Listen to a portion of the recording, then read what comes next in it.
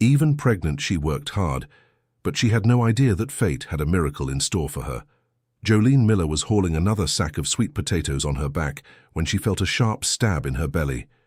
At 7 months pregnant, her body was screaming for rest, but she couldn't stop. The money she earned at Mr. Sterling's ranch was the family's only income ever since Silas Miller, her husband, had lost his job at the town's woodshop. Under the scorching sun of rural Mississippi, she adjusted the heavy load and kept walking toward the truck. Every step was a struggle, but Jolene had learned from a young age that giving up wasn't an option. What she didn't know was that this hard-working morning would be the start of a discovery that would change her life forever. "Hey, Jolene," Arthur Sterling shouted from the porch of the manor house. "What's the hold-up? The truck isn't going to wait all day." She quickened her pace, ignoring the aches shooting through her legs. The boss had always been strict, but lately he seemed to have a special grudge against her.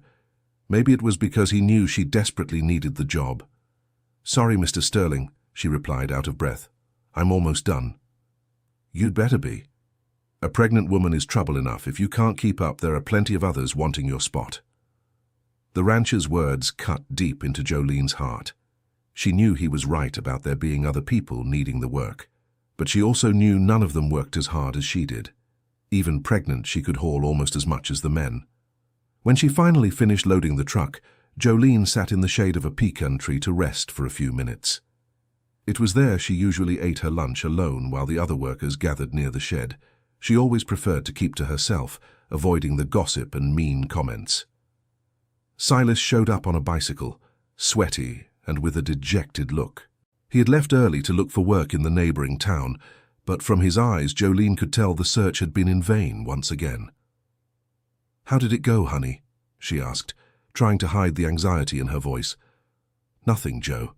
The guy at the garage said he won't hire until after the rains. And at the construction supply depot, they wouldn't even let me talk when they saw I had no forklift experience." Jolene held her husband's hand, feeling his desperation through the tightness of his fingers. Silas was a proud man, and seeing her work so hard while he remained unemployed was slowly destroying his self-esteem. "Something will come up," she said, trying to sound confident. "You're a hard worker. Everyone knows that. But until it does, you're killing yourself out here in this sun." He pointed at her belly. "That can't be good for the baby. Dear listener, if you're enjoying the story, take a moment to leave a like and especially subscribe to the channel. It helps us new creators a lot." Now continuing. Jolene looked away. She was worried about the baby too, but she couldn't show weakness. If they stopped to think about the risks, she'd have to quit the job, and then the family would have no options left. "The baby is fine," she lied. "Just yesterday I felt him moving around a lot."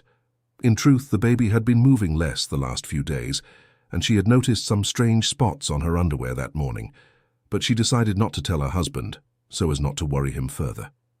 That afternoon, after Silas left, Jolene continued working at the fruit sorting station. It was a slightly less strenuous task that Mr. Sterling allowed her to do when there was time. As she separated the ripe peaches from the green ones, she thought about how nice it would be if they could have their own little patch of land. "Jolene!" The harsh voice of Mrs. Mabel, her mother-in-law, echoed across the ranch yard. The 60-year-old woman approached with steady steps, her face marked by irritation. Jolene Miller sighed softly. Mrs. Mabel had never approved of her marriage to Silas Miller and made a point of making that clear in every conversation. "What are you doing here?" asked Jolene, trying to stay polite. "I came to get my son. I heard he's been out riding his bike in this sun looking for work. A man his age shouldn't be going through this." "He's working, Mrs. Mabel. Looking for a job is also work. Work is what you're doing."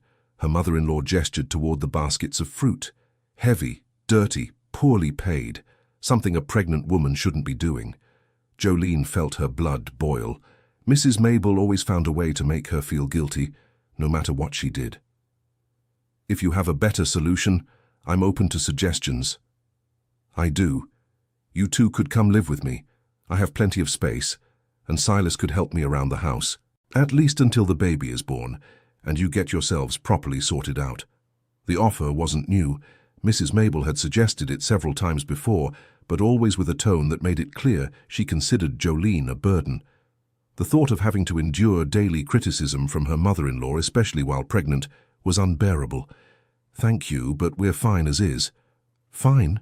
Mrs. Mabel laughed bitterly. "Look at you, girl. Skinny as a rail, working like a slave. That's what you call fine." "We manage." "Managing isn't a guarantee the baby will be born healthy. Have you thought about that?" The question hit Jolene hard. She had tried not to think too much about the risks of pregnancy, but they were always there in the back of her mind, especially during moments of intense pain at work. "The baby will be fine," she said, more to convince herself than her mother-in-law. "I hope so. But if something happens, you'll know it was pure stubbornness." Mrs. Mabel left, leaving a trail of guilt and worry. Jolene tried to get back to work, but her mother-in-law's words echoed in her head. Was she really being stubborn, or just trying to secure the best possible future for her family? When the sun began to set, Jolene packed up her belongings and got ready to leave. Arthur Sterling approached her with a serious expression on his face. "Jolene, I need to talk to you." Her heart raced. Was he going to fire her? Had Mrs. Mabel spoken to him? "Yes, Mr. Sterling." "I'm worried about your condition. You're slower than usual, and today I saw you stopping several times to rest." "I can work fine. Don't worry. It's not about whether you can or can't. It's about responsibility. If something happens to you or the baby here on the ranch, I'll be the one held accountable." Jolene felt the ground give way beneath her feet. It was exactly what she had feared hearing. "Please, Mr. Sterling, I need this job. I promise I'll be more careful." "Look, I don't want to hurt you all. I know things are tough, but I also have to think about my business." "What are you trying to say?" "I'm saying maybe it's best you take some leave, at least until the baby is born." "Unpaid leave?" "Jolene, you know I can't afford to pay for leave. I don't have that kind of setup here." Jolene's world fell apart in that moment. Without the ranch salary, how would they survive? How would they pay for medical checkups and preparations for the birth? "Mr. Sterling, please, let me stay on. I promise I won't cause any problems. My decision is made. You can work until the end of the week to get your things in order." Jolene went home in shock. Silas Miller was in the yard trying to fix a broken fence when he saw her coming with a downcast face. "What happened?" he asked, dropping the tools. She told him everything about the conversation with Arthur, struggling to hold back the tears that kept welling up. Silas hugged her tight, and she could feel the tension in his muscles. "That man has no heart," he muttered. "He knows we need it, and still—" "No use getting angry. We have to think of a solution." "What solution, Joe? You saw how it was today. There's no work in town. And now without your income—" They stayed up all night, doing the math and trying to find alternatives. The small amount they had saved would barely cover the medicine the doctor had prescribed for the pregnancy. The next morning, Jolene woke up determined to convince Arthur to change his mind. She arrived at the ranch earlier than usual and looked for the boss in the manor house. "Mr. Sterling, may I speak with you?" "Jolene, I already told you my decision. Please, just hear me out. I have a proposal." Arthur looked at her curiously. "What proposal?" "What if I agree to work for half the salary? That way you cut costs and I still have an income." "Jolene, it's not about money, it's about responsibility. If something happens—" "Nothing's going to happen. I'll sign any paper you want. I'll take full responsibility." Arthur shook his head. "That's not how it works.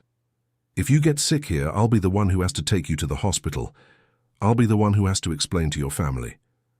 Then let me work just half a day, from 7 to noon. Jolene, stop insisting. My decision is final." She left there with a heavy heart. She had 3 more days to work, and after that she didn't know what would become of her family. As she was organizing the last shipments of the week, a conversation between 2 older workers caught her attention. "Do you remember old Joe?" Samuel, an older man with white hair, was asking. "Of course I remember," Frank replied. "He worked here over 40 years. Well, he always said this land had an owner before Arthur's father got here. Is that right? He said there was a family that had lived here for generations. But they were driven out when old Thaddeus bought the land. Bought or took? Frank laughed. From what Joe said, it was more taken than bought. Jolene pretended not to be paying attention, but every word of that conversation was etching itself into her memory. Could there really be some injustice in that land's past? And if so, could that change anything in the current situation? That night she told Silas about the conversation she had overheard. "Do you think this has anything to do with our family?" he asked. "I don't know. But your grandmother always said your great-grandparents owned their own land, remember?" "I vaguely remember. She didn't talk much about the past." "Your mother never said anything about that." "My mother avoids talking about the old days. She says it's better to look forward." Jolene grew thoughtful. Could it be that the land where she worked as a maid had once belonged to her husband's family? The idea seemed absurd, but at the same time it would explain Arthur's constant hostility toward them. The next day she decided to look up Old Man Joe. The old worker had retired a few years ago, but lived in a simple little house on the outskirts of town. He was known for having an extraordinary memory for past events. "Old Man Joe, may I speak with you?" The man with light eyes and completely white hair received her on his small front porch. "Of course, young lady. Have a seat. Would you like some coffee?" "Thank you. I wanted to ask you something about Mr. Sterling's ranch." "Ask what?" "Yesterday I heard you talking with old Frank about the history of the land, that there used to be another family living there." Old Man Joe was quiet for a moment. "Why do you want to know about that?" "It's just that my husband is Silas Miller, son of Mrs. Mabel. And he's always heard stories from his grandmother about the family having owned land once.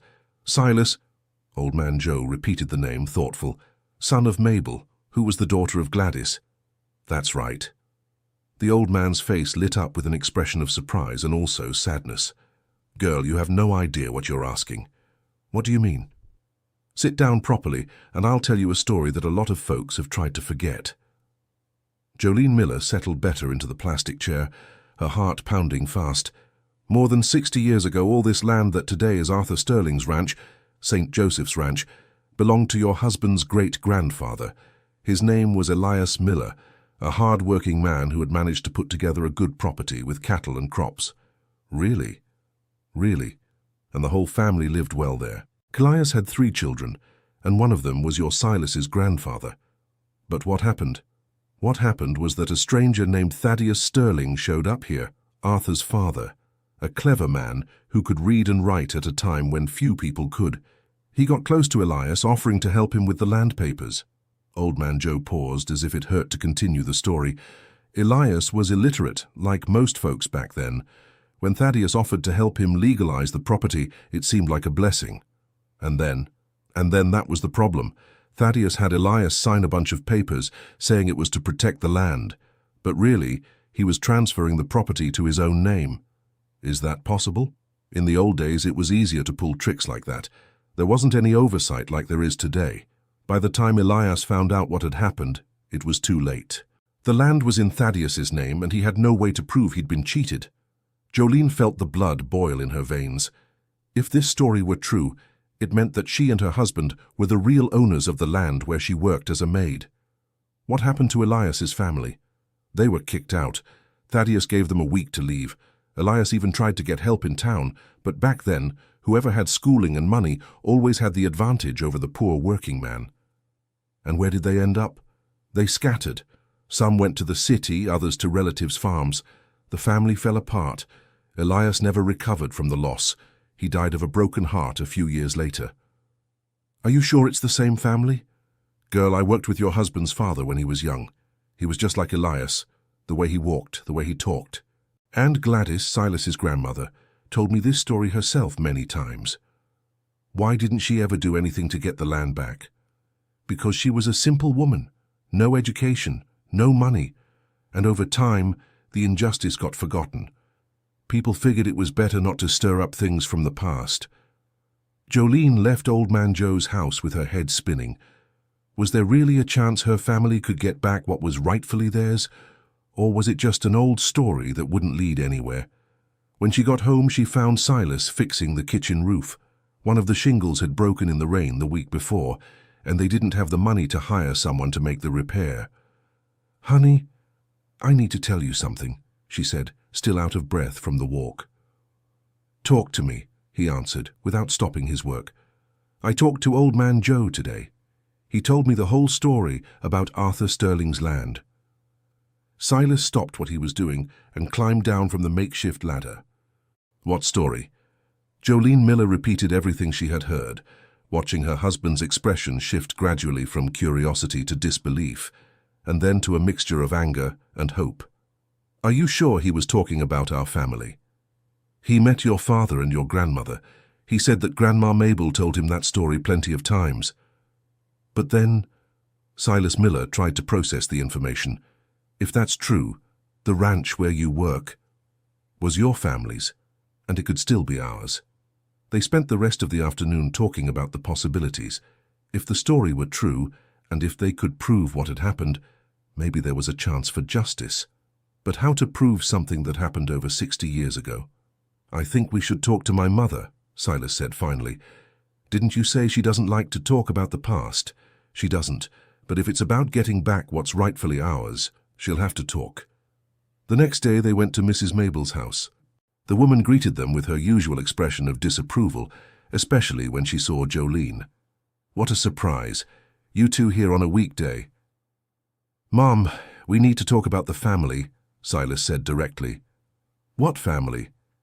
"About great-grandpa Elias Miller and the land he had." Mrs. Mabel's face changed completely. Her irritated expression was replaced by something that looked like both fear and sadness. "Who was it that's been filling your heads with nonsense?" "Nobody's been filling our heads with nonsense, Mom. We want to know the truth." "The truth? The truth is, it's better to leave the past where it is." "Why?" Jolene insisted. "If our family was cheated—" "You don't understand how things worked back then," Mrs. Mabel interrupted. "It was a different world. There's no point in stirring up old wounds." "Mum, for heaven's sake," Silas raised his voice, "we're struggling. Jolene is being let go from her job. And you want us to ignore an injustice that could change our lives?" "Change them how? You think you're going to walk over there and Mr. Sterling is going to hand the land over as a gift?" "No, but if we can prove what happened—" "Prove it how? With what papers? With what witness?" Mrs. Mabel got up from her chair and started pacing nervously around the small living room. "You don't know who you're messing with. Thaddeus Sterling's family has always been powerful in that region. They always had politicians, lawyers, influential people on their side. But today is different," Jolene argued. "There are laws, rights." "Laws for folks who have money to pay a lawyer," Mrs. Mabel shot back. "So you confirm the story is true?" Mrs. Mabel stopped pacing and looked at them with an expression of defeat. "It's true. My grandmother told me that story hundreds of times. It was the heartache of her life. She never forgot the day they were driven off their own land." "And why did you never say anything?" "Because I didn't want you to go through the same bitterness she did. Some injustices are too big to be fixed." "Mom, but nowadays—" "Nowadays nothing, Silas," Mrs. Mabel exploded. "You think you can just show up there and yell that the land is yours? Mr. Sterling will laugh in your faces. And worse, he can make your lives a living hell." "It's already a living hell," Jolene murmured. "No, it's not. It'll be a living hell if you stir up this story and Mr. Sterling decides to get even. He can make sure no farmer in the region gives work to Silas." The possibility of retaliation hadn't occurred to them. Really, if they tried something against Mr. Sterling and couldn't prove anything, the situation could get much worse. "Even so, I think it's worth a try," Jolene said. "Girl, you're pregnant. This isn't the time to pick a fight with powerful people. Exactly because I'm pregnant is why I can't give up. I want to give my child a better life." Mrs. Mabel sighed deeply. "If you're set on digging into this story, at least do it right. Find someone who knows the law. Don't go around telling everyone." "Do you have the names of the people involved back then?" asked Silas Miller. "I have some, but most of them died years ago." "And papers, documents?" "Your grandmother kept some old papers. They're in a box in my closet." Jolene Miller and Silas Miller exchanged glances. Maybe there was a real chance to prove what had happened. "Can you show us those papers?" asked Jolene Miller. Mrs. Mabel hesitated for a moment. I can, but promise you'll be careful. I don't want my son getting into a mess that could tear our family apart. She went to the bedroom and came back with a shoebox yellowed with age. Inside were old documents, faded photographs, and a few personal items. It's all here, she said, handing over the box. Papers from the time they lost the land, some photos of the property, letters. Jolene Miller and Silas Miller examined the documents carefully. There were old receipts, a deed that seemed to be in the name of great-grandfather Elias Miller, and several handwritten notes. Could this count as proof? Asked Silas Miller. I don't know the law, replied Mrs. Mabel, but if you really want to go through with this, you'll have to find a real lawyer. Dear listener, if you're enjoying the story, go ahead and hit like and especially subscribe to the channel. It really helps us beginners. Now, back to it. They took the box home and spent hours going through every document. There was a deed dated 1958 that truly listed Elias Miller as the owner of the land that now was Mr. Sterling's ranch. Look at this, pointed Jolene Miller. There's a paper signed by Thaddeus Sterling saying he was just helping with the paperwork. And this one, Silas Miller showed another document. It's a protest great-grandfather filed at the registry office back then, saying he'd been tricked. Is that important? I don't know, but it shows he tried to defend himself at the time. There were also old photographs showing the family on the ranch, with Elias Miller proudly posing next to his crops and cattle. We need to figure out how to find a lawyer, said Jolene Miller. Lawyers are expensive, money we don't have. But what if we find one who will only take payment if we win the case? Does that exist? I don't know, but it's worth finding out. On the weekend, they went into town to look for information about lawyers.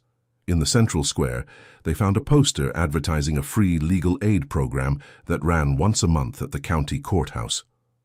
Look at this, Jolene Miller pointed. Free legal aid. Next appointment is Thursday. I think it's worth a try.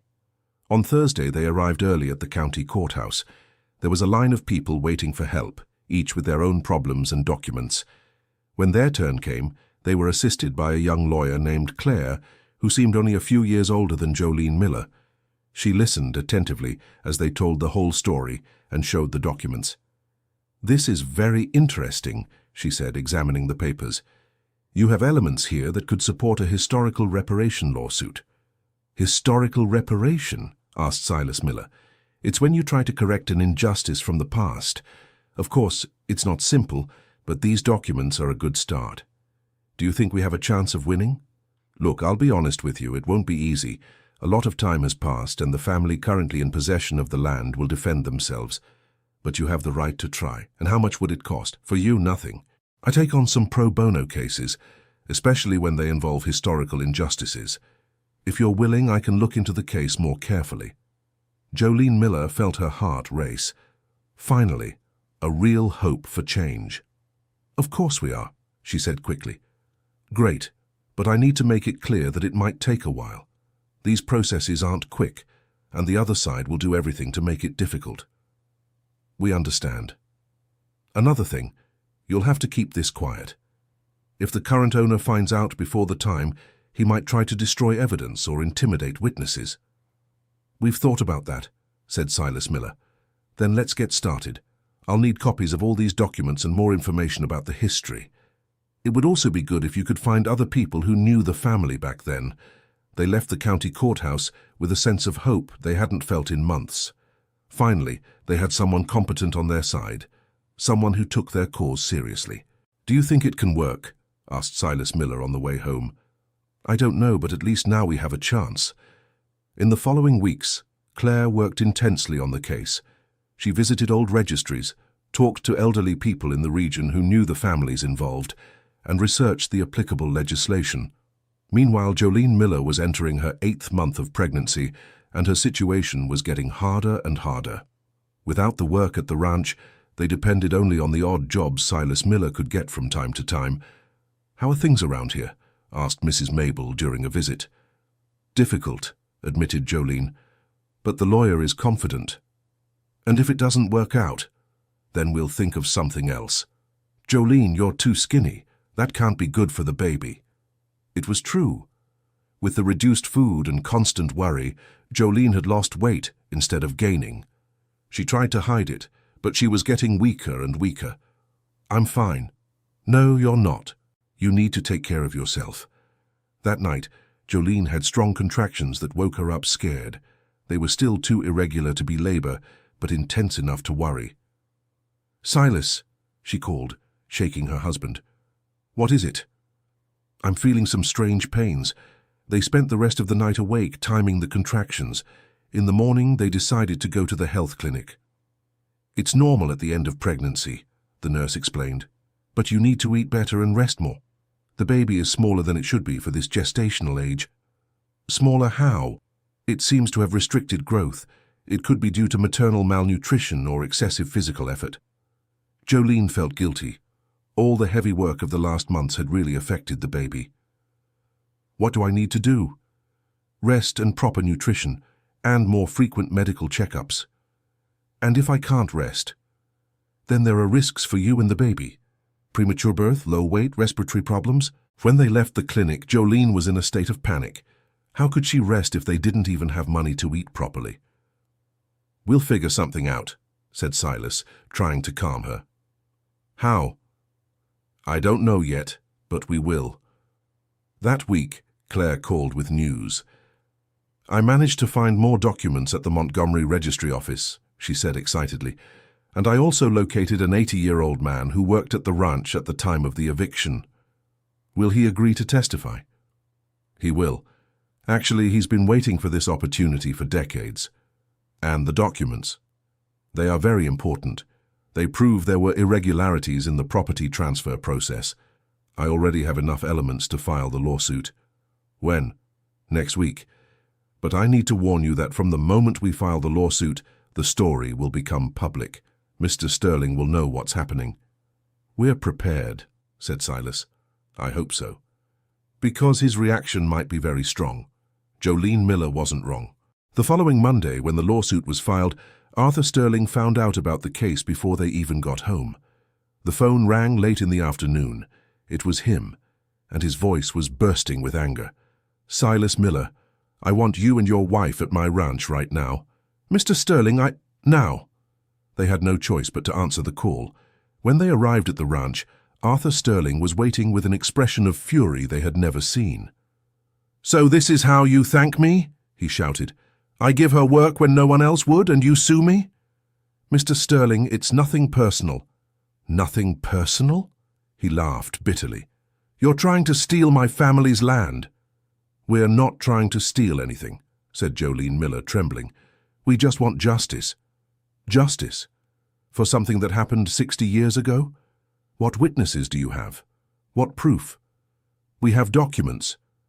"Documents that could be forged. Witnesses who might be lying." Arthur Sterling approached them with a threatening expression. "I'm going to give you a chance. Drop this lawsuit and we forget this whole thing.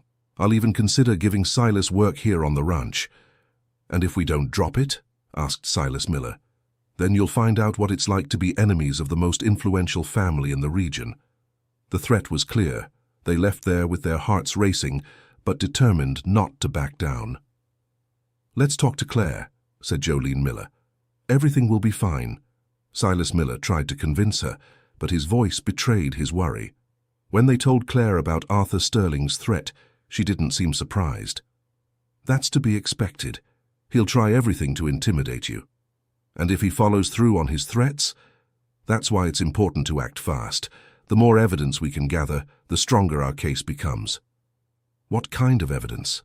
"I'm trying to locate old bank records, correspondence, anything that shows Thaddeus Sterling's bad faith back then." "And if you can't?" "We will. I have contacts in historical archives, old registry offices. We'll find what we need." While Claire worked on the case, Jolene Miller and Silas Miller's life became increasingly difficult. As Arthur Sterling had promised, they began to face trouble finding work in the area. "Sorry, but I can't hire you," said the owner of an auto repair shop to Silas Miller. "I got some phone calls." "What kind of phone calls?" "Look, you seem like a decent person, but I can't get involved in a mess." The same answer repeated itself in several places. It was clear Arthur Sterling was using his influence to harm them. "We're going to have to leave the area," said Silas Miller one night. "We're not leaving. replied Jolene Miller with determination. If we leave now, he wins. But how will we survive? We'll manage. Claire said the case could move quickly if we get more evidence. And in the meantime? In the meantime, we hold on. But holding on was getting harder and harder. Jolene Miller was late in her pregnancy, needing rest and good nutrition, but their financial situation was desperate. That's when Mrs. Mabel showed up with an unexpected proposal. "You're going to come live with me," she announced. "Mum, we've talked about this. I'm not asking, I'm telling you. Jolene Miller is 8 months pregnant and in need. This can't go on." "But..." "No buts. I've already fixed up a room for you, and I don't want to hear any objections." It was the first time Mrs. Mabel showed genuine concern for Jolene Miller. Maybe the prospect of having a grandchild had changed her perspective. "Thank you, Mrs. Mabel," said Jolene Miller, emotional. "No need to thank me. It's the least I can do." Moving into her mother-in-law's house brought immediate relief. Jolene Miller could finally rest properly and eat better. Mrs. Mabel, to everyone's surprise, proved to be a caring hostess. "You need to gain a little weight," she said, preparing a generous plate of food. "The baby needs nutrients." "You're being very kind." "I'm being a grandmother. It's different." Meanwhile, Claire was making significant progress in the investigation. She had found documents in state archives proving irregularities in the property transfer process. "Take a look at this," she said, showing copies of official documents. "Here are records that Thaddeus Sterling used false identities to register the property." False identities. He impersonated Elias Miller's legal representative. He signed documents in his name without authorization. Is that a crime? It was a crime back then, and still is today. What's more, I found witnesses confirming there was coercion and threats. Living witnesses? 2 people who are still lucid and willing to testify. One of them is a sister of one of Elias's daughters, and she agrees to testify in court. She does. Actually, she said she has been waiting for this opportunity for decades. The discovery of new evidence significantly strengthened the case. Claire obtained an injunction preventing Arthur Sterling from selling or transferring the property until the final judgment. "What does that mean?" asked Silas Miller. "It means he can no longer run off with the land, and also that the judge is taking our case seriously." "How long might it take?" "With the evidence we have, I believe we'll have a decision in a few months." While waiting for the proceedings to unfold, Jolene entered the final stretch of her pregnancy. The doctor said the baby had regained weight in recent weeks thanks to rest and better nutrition. "Everything is fine now," he reassured. "The baby is in the right position and at a proper weight. When will it be born?" "It could be any moment. Be prepared." Jolene felt a mix of anxiety and anticipation. Soon she would hold her child in her arms, and she hoped it would be in a much better situation than a few months ago. "What should we name him?" asked Silas. "If it's a boy, I want to name him Elias," she said, in honor of his great-grandfather. "And if it's a girl?" "Hope." Silas smiled. The names were perfect to represent the fight they were waging. A week later, on a rainy dawn, Jolene felt the first real contractions. Mrs. Mabel, who had become a caring nurse, was already prepared for the situation. "It's time," she said, grabbing the bag she had prepared. "Silas, call the taxi." The delivery was quick and without complications. At 6 in the morning, a healthy baby girl weighing 7 pounds was born. "Hope," murmured Jolene, looking at her daughter for the first time.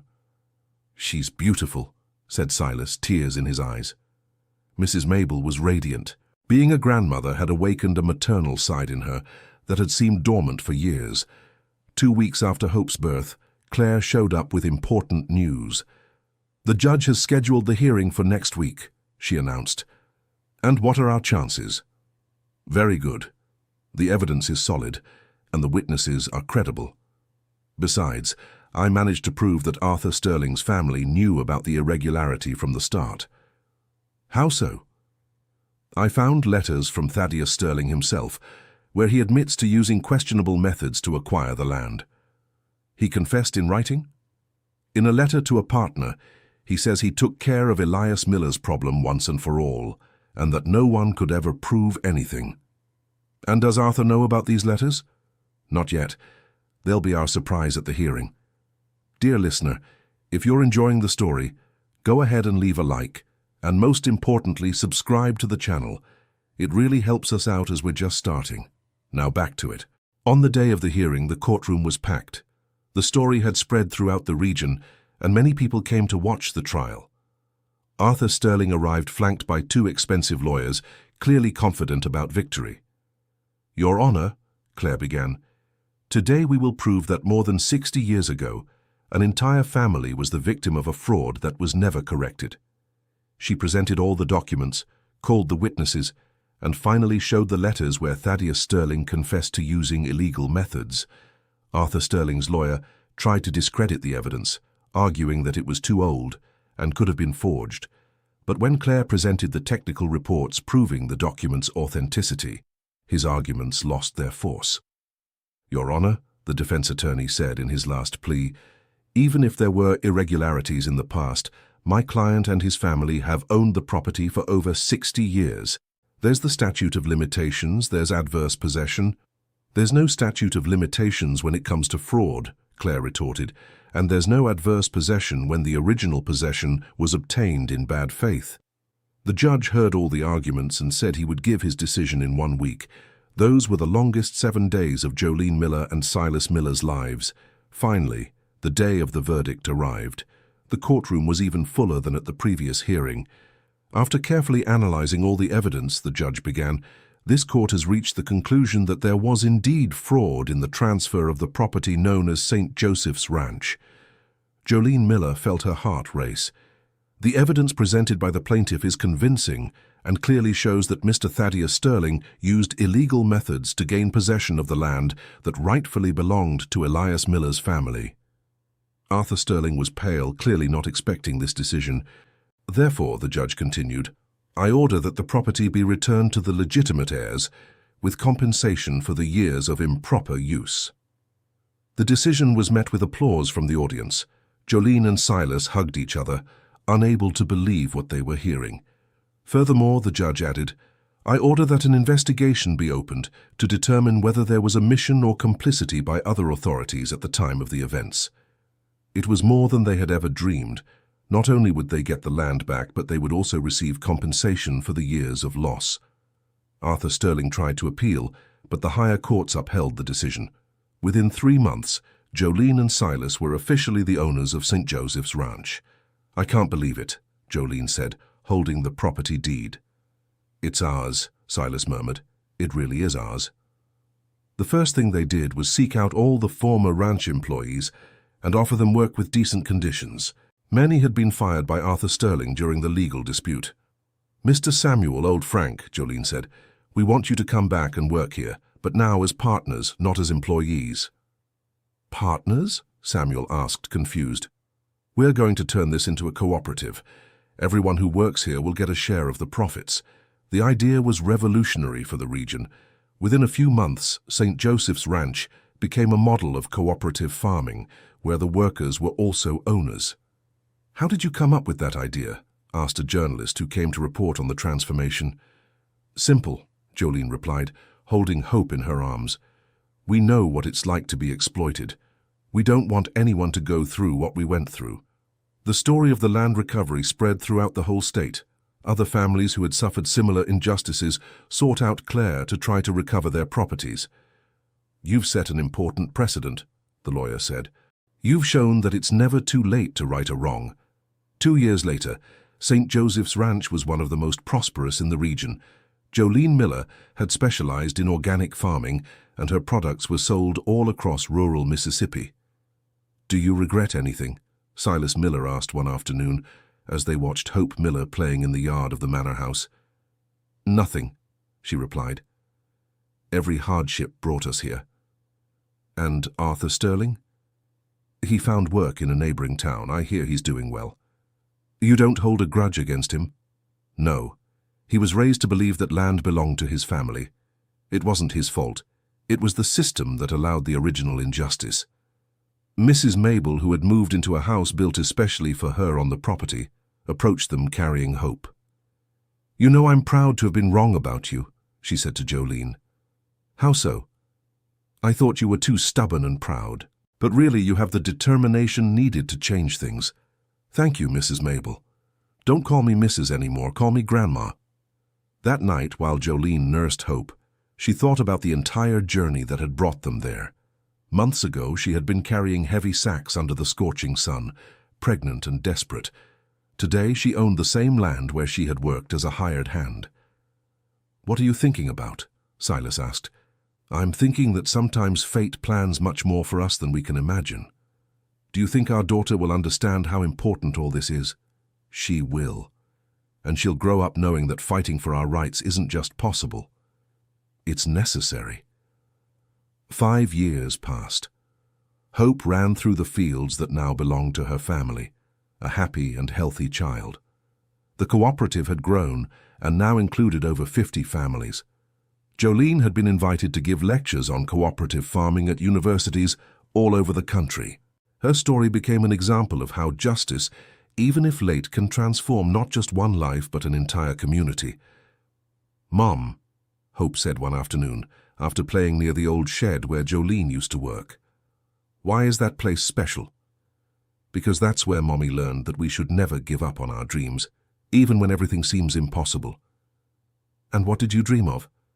"I dreamed that you could grow up free and happy. And look," she pointed to the green fields, "the dream came true. St. Joseph's Ranch had become more than a rural property.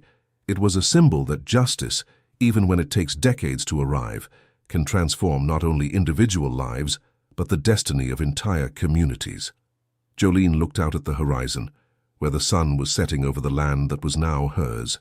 In her arms, Hope slept peacefully, unaware of the long struggle that had been waged to secure her future.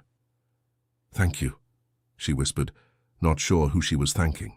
Maybe fate, maybe the determination of her ancestors, or maybe just the strength that is born when a mother fights for her child's future.